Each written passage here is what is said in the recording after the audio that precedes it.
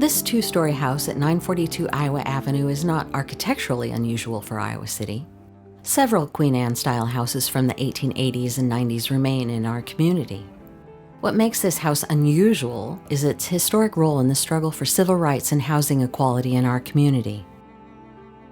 The University of Iowa was the first state university to admit men and women on an equal basis.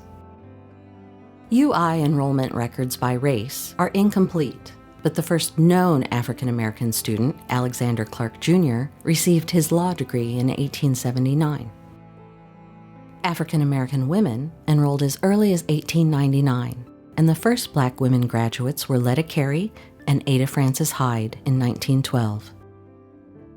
Starting in the second decade of the 20th century, as white enrollment grew, so did Black enrollment, though it was still a very small percentage. This was the decade when the university built its first dormitories, Currier Hall for women in 1913 and the Quadrangle for men in 1920. This solved the housing problem for white students, but not for African American students. Their housing options were scant. They were barred from living in the new dormitories by unwritten university policies. Furthermore, many local white landlords and property owners refused to rent or sell homes to Black people. Many Black male students often lived where they had part-time jobs, in hotels or commercial buildings, in segregated white fraternity houses, or with one of the few African American families in town. For female Black students, housing was even more of a challenge because gender norms limited their independence. They often lived in the households of university professors or other community members, where they earned room and board as domestic servants. The school life of our girls at Iowa City has been one of struggles and humiliation, said the Iowa Bystander, a statewide African American newspaper. There are but few of our people in Iowa City, and to get a place to stay, the girls have gone into the homes of the other race to work, running to school in the mornings, hurrying back to help with the midday meal, then another run to school. When the evening work was done, they were too tired to study. There was no social life for these girls. When sick, they were homeless and friendless. Tired of being the only person of color in a white household, of juggling their work as students and servants, Black women students at Iowa began to push for organizations where they could build relationships and a place where they could live together. Between 1916 and 1919, they worked tirelessly. Some found houses to rent together, but the living arrangements were short-term. However, the women did organize themselves into the Alpha Club and then into the Delta chapter of the Delta Sigma Theta sorority. Delta Sigma Theta had been founded in 1913 at Howard University. Iowa's chapter was among the first 5 in the nation.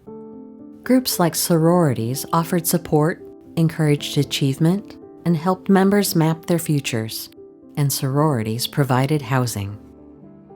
Beyond the university, middle-class urban African American women across Iowa had also organized. Founded in 1902, the Iowa Federation of Colored Women's Clubs coordinated the work and activities of Black women's clubs. Their aim was self-improvement, disproving racist stereotypes, and helping less affluent Black women to rise. The Black UI women students approached the Federation for help in finding a place to live. It took 3 requests over 12 months, but finally in 1919, the Iowa Federation stepped up. They launched a fundraising campaign. They made personal appeals to likely supporters. They scheduled tag days for Iowans to contribute. "We are going to buy a place that will be a home to all girls who desire to attend that college in Iowa City," they announced. "The girl of today is the woman of tomorrow, and the future of the race is in her hands." The university administration was largely indifferent to the needs of the students and the requests of the Federation, saying without legislative appropriation for new dorms, the university could not buy a house for the Black female students. Within a few months, the Federation had raised enough money and found a house. The house was at 942 Iowa Avenue, the broad street leading to Old Capitol and the Pennacrest. The neighborhood was white, the owner was white, yet she was willing to sell to an African American organization for housing African American students.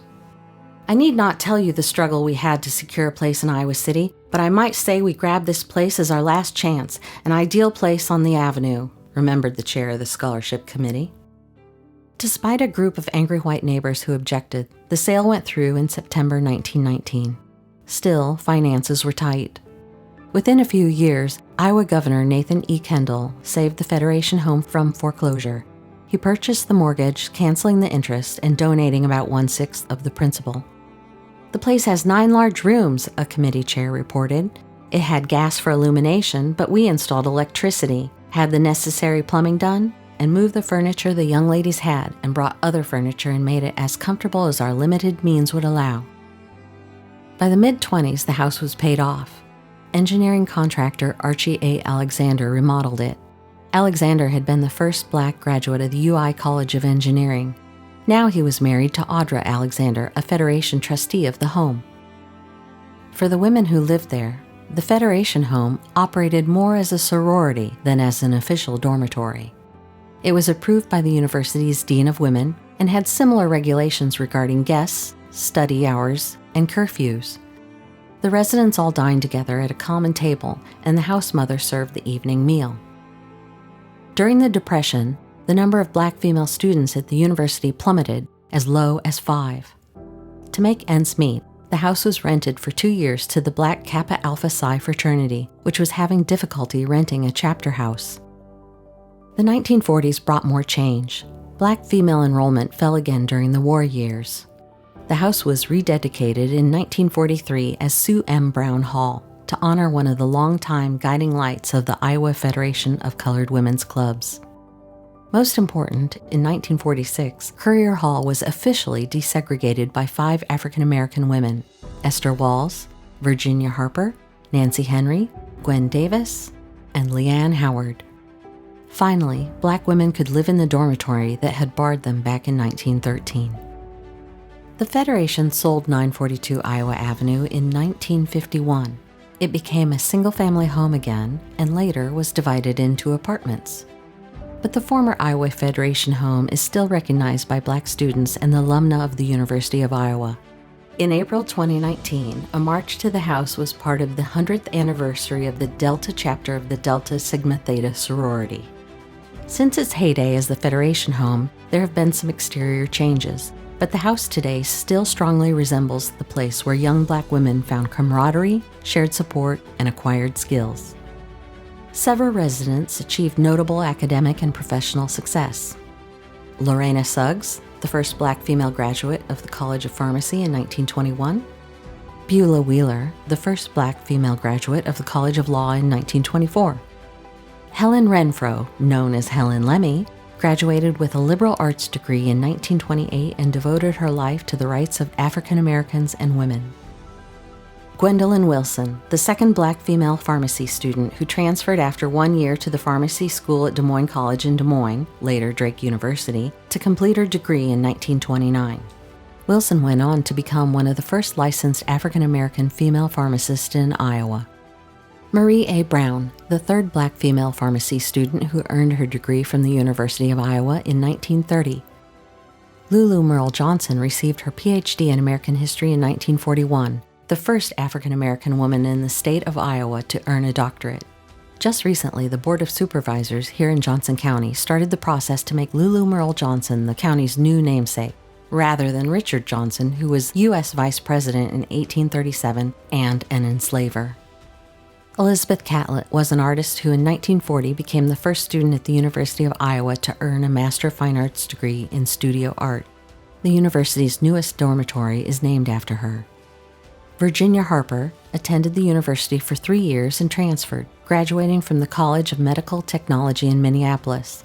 She became the president of the Fort Madison chapter of the NAACP and member of the Fort Madison Human Rights Commission.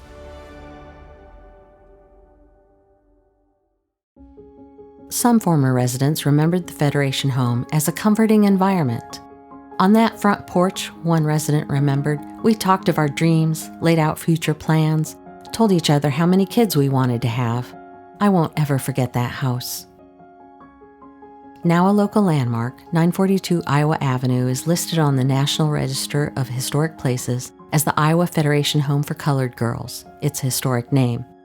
It reminds passersby of the sustained vision and hard work of Black female students at the University of Iowa and of the support those women gained from the larger Black community across the state.